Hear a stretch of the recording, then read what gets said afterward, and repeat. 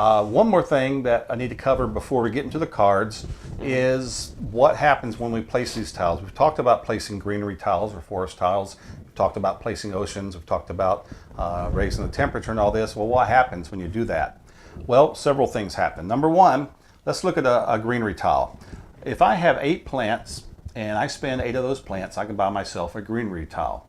Or if I have $23, 23 mega credits, I can buy myself a greenery tile. There are also some other ways you can get them that are on the cards. I can place this greenery tile anywhere on the board as long as it's next to something that I own. Now, right now, I don't own anything. Yes. So if I don't own anything, I can place it anywhere I want except for an ocean spot, which are shaded in blue, or this little square here, or hexagon that says Noctis City. That's reserved for a special city tile. The exception being that there are certain cards that may say you are allowed to put a land on a blue tile or something like that. The cards always trump the rules. So if the card says something, you do what the card says. But let's say, for instance, I place this this greenery tile here. I don't own anything, so I can place it basically anywhere I want. I'm going to place it here. Well, we know that oxygen comes from plants. Plants give off oxygen, so I'm going to raise for every tile that I place, every greenery tile, we're going to raise the oxygen 1 point. Now, the oxygen is one of our three main parameters, remember, that we're trying to do: oceans, heat, and oxygen. So, since I've raised one of our main parameters, I'm also going to raise my terraform rating 1 point. So, 3 things happen. I placed a greenery tile, I raised oxygen 1, I raised a terraform rating 1. It's very important you do all those things. And that'll also help you make more money. Yes. Just saying. Also, greenery tiles are owned by different players, so you're going to place one of your colored cubes on that tile so that you can keep track of the fact that you own that particular forest area or greenery. Now, if I go again later to place another greenery tile, well, now I have to place that next to this tile, because you have to place a greenery tile next to something you own unless you don't own anything. Well, now I do own something, so, whoops. So, I'm going to place this next to a greenery tile. I'm going to place another one of my cubes on there, so on and so forth, because we don't want little patches of green on the planet. We want forest, you know. But again, for that second one, I'm going to raise the oxygen. It's going to go up to 2, and I'm going to raise my terraform rating, and so on and so forth. Another thing you'll notice on the board, and I'm going to clear these off for now, that there are different little pictures and icons inside some of these hexagons, and those are all representing resources that are on your player map. And you get whatever resources are under that when you place a tile. So it's a very simple mechanic. It is. So for instance, this hexagon here, and again, this is brown on brown, so I'm not exactly sure how good this shows up on the camera, but there are 2 steel icons there. So if I place my tile here, of course I do everything we mentioned, raising the oxygen, raising the terraform, but I also get 2 steel resources. I'll just take them right away, put them in my steel little box here, and I get that. All right. So this is how we raise oxygen. This will sometimes help us get resources, and it will help us get terraform points, which turn into victory points. Also turns into money, which I'll cover that as well. Again, this one has a card, so if I placed it here, that means I would take a card. And cards are very important in this game, so you'll want cards for sure. You can raise, or you can get some titanium resources and plant resources as well. So those are things that can happen when you place that. So I think that pretty much covers the greenery. Let's leave that greenery tile there. All right. And let's take a look at the cities. The city tiles are actually printed on the backs of the greenery tiles. So depending on what you're placing, you do that. Cities are, well, you can buy one. They're very expensive, $25 for a city, although you do get to raise your production, your money production one. But some of the cards will let you place cities. Cities are very good to helping you get victory points.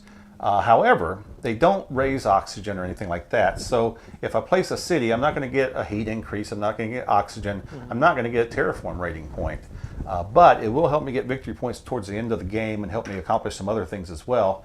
First of all, I'll get whatever resource might be under that tile. So if I placed it here, I would get that plant.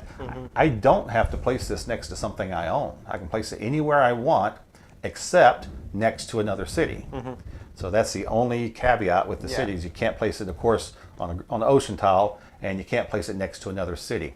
So if I placed it here, I would get 2 steel resources, or I could get a plant resource, or 2 plants, or titanium, or cards, or whatever.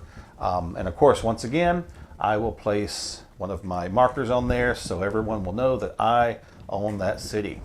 Now, this city out here by itself is not worth anything. I'm not going to get any victory points from that. However, if this city is next to a greenery, no matter who owns that greenery, it's worth a point for every greenery it touches. So right now, at the end of the game, that city will be worth 1 point. If somebody else had placed at any point in the game another greenery tile next to my city, then at the end of the game, that city is going to be worth 2 points, and so on. It can be surrounded by these, and you could get as many as 6 points per city just based on how many greeneries it's touching. So that's a big plus. Again, if you got 6 points for a city at the end of the game, that's big. That's huge towards winning the game. So, so cities can help you out like that. And then the third tile that we can, well, there are more tiles, but the third main tile that you'll be placing are the ocean tiles. Again, you can buy them.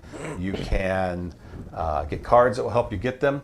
But the ocean tiles are very important. They can only be placed on the blue highlighted areas.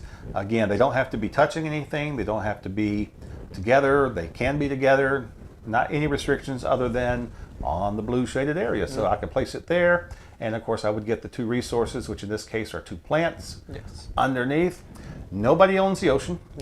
So you don't put a cube on it. However, if I placed something next to the ocean, like later on in the game, let's say I'm placing a city and it's touching an ocean tile, well, guess what? I get $2 just because it's touching that ocean tile. If there were 2 ocean tiles out here and I was able to place my city in between them, I get $4 plus whatever resources under there.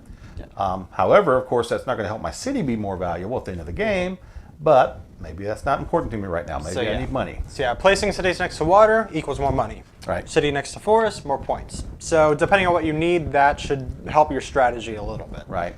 And then there are some special tiles. And again, these will be designated by certain cards that you'll receive that will tell you they have symbols on them. And they'll usually give you instructions for placing them. These are not cities. These are not greeneries. They're not oceans, so they're not bound by those rules other than you can't place them in the ocean spots. But you do get whatever resources are under them. You do own them. If you flip them over, there's a little box for you to put your little cube in so that you own that. So if you have to place a property next to something you own, that does count. So these will accomplish different things according to what's on the card, all right? So I think that's that's all the tiles that you'd be placing. I guess one thing I could mention is Noctis City. It's a city tile. It's only placed by a certain card that you get, and it's always got to be placed right here. The spot reserved for it. If somebody early in the game places a city here, and then later in the game you get the Noctis City card, you can still place it, and you must still place it, even though it will now be next to a city. That's the only exception to that rule. So, I'm sorry, but if Noctis City is in place first, you cannot place a city next to it later. Right. And there's only 3 actual reserved city spaces in the game. There's going to be that one, and then there's 2, and these are more like moon colony things. They're moon colonies, and they have their own little things, different resources you'll get for having those, and those will come based on some of the cards that you might draw. All right, I think we need to get to the cards. I was going to say, I think we have 2 steps left basically. We have the cards, and we have our little corporation things, and that should be about it. Let's look at corporations first. Okay. And I've got 2 things here I want to show you. I'm hoping all this shows up good on camera. The glare is not too bad. I sleeved my cards because I was playing this so much. I started noticing, I don't normally sleeve cards. I don't care to do that, but I was doing so much. I was worried about them. They were starting to show glare.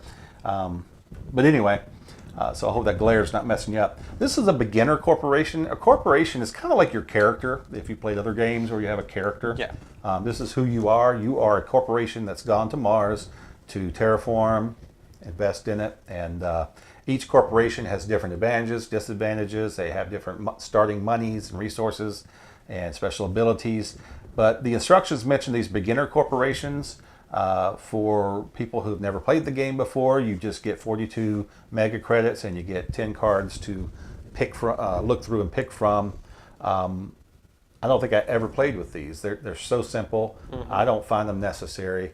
But if you're comfortable with that, there they are. They're available for you. Most of the corporations have different abilities, different strengths and weaknesses, and you will pick from 2 of them. These will be shuffled, and you'll deal out 2 of them to each player, and they'll pick one of those to start with. Now, they'll also have some cards to look at before that, and we're going to get to the cards last, but those cards that you start with may influence your choice of corporation, so you won't be looking at these totally blind. You'll have some idea of how you're going to start, but let's take a look at some of these. For instance, this one here is called Helion. And Helion is a corporation that will allow you to start with 42 mega credits, and you'll also start with a heat production of 3. So not heat resources, actually heat production. You'll set that little cube to the number 3 under heat, so that every round, every generation, you'll get 3 heat. So that's kind of Helion's thing, is generating heat. In fact, their special ability is that if you are the Helion Corporation, you can use heat as money. Which is really good. Especially since at the beginning of the game you raise that production value, because that's essentially at the beginning of the game you're going from 1 production value to 3, which is crazy. I did a solo game as Helion once and did really, really good. Now, I don't know, maybe that was just the luck of the draw or whatever, but I like that power. That's a good ability to have. So that's Helion's. I'm not going to go through all of these. I'm just going to go through a couple of these. But Ecoline, or Ecoline, however you pronounce it, I don't know. But Ecoline is more of a ecological centered company and corporation. And you would start with 36 mega credits. You would start with 3 plants, and you would also start with 2 plant production per round. So that's kind of nice. And the effect, the special ability of Ecoline, is that you can spend 7 plants to put out a greenery tile instead of 8. And that's a big plus. I played with this one before too, and I really liked that. Was always nice that I could do it with 7. Yeah. 1 extra plant makes a big difference. So, and again, you put out those greenery tiles, you're raising oxygen, you're getting terraform points. So that's awesome. Another one here, let's look at Saturn systems. You would start the game with 42 mega credits. You would start with a production of titanium of 1, and your special ability would be that each time any Jovian tag is put into play, including this one, you would increase your money production 1 step. Now, the cards have tags on them. In fact, this little icon up here in the upper right, that's a tag. That particular one is a Jovian tag. That's I think that's a moon of Mars, if I'm not mistaken. Sounds like, yeah. It's something astrological. Yeah, something like, I think it's right. Yeah. So anyway, but that's a tag, and so according to this, anytime that a Jovian tag is put into play, anytime somebody plays a Jovian tag, anybody plays a card with a Jovian tag on it, then I get to increase my money production. So that's pretty awesome. So each of these had different abilities, and there's several of them to pick from. Everybody would have 2. They would pick from them, and then they would decide which one they want to keep, and that would be, like I said, kind of like their character. So Doug the Third had Helion, and I had Foblog or Foblog. Then this would be our corporation for the game. These would go back to the box, and we would be done with these for the duration. Now, I guess 2 things. First of all, did you have anything to add? I know I'm going kind of fast here. No. I mean, I think we're doing pretty good. Like we mentioned the tags before, and I think we were going to move on to this anyway. The showing the cards. Yeah, I was going to say, up here the tags. Those tags, they are throughout the entire game. They're going to be on all the cards, I think it's fair to say. Most of them have Most tags, of them, yeah. And I think we're doing pretty good. If you want to go ahead and move on to that point, just so I don't. I guess one thing I need to mention too, I think I failed to mention earlier, is on your money production. When you generate at the end of the generation or the round, remember I told you if your money production is on 1, you generate 1 or 3. Well, you also generate that 3 or whatever plus wherever your terraform rating is. Yes. So wherever your marker is around the board. So for instance, right now the green one's on 22. So if the generation turned around, I would get $22 plus the 3 here, Yeah. so for a total of $25. And that's why it's important to get up your money production value, because if you're tied, if you're in the same terraforming step right there, you know, we could both be at 22, but if his production value is at 3 or 5 and mine's only at 1, every round he's going to get more than me until I'm significantly higher than him. Also, this can loop around. This goes up to 10, but if I get to 10 and then I am able to raise my value by 2 more, I can just place another one on the 2, showing me that I now have a 12. Income production of 12. So it keeps going up and up. So failed to mention that earlier, so hopefully make that clear, and that will help a lot. All right. Anywho.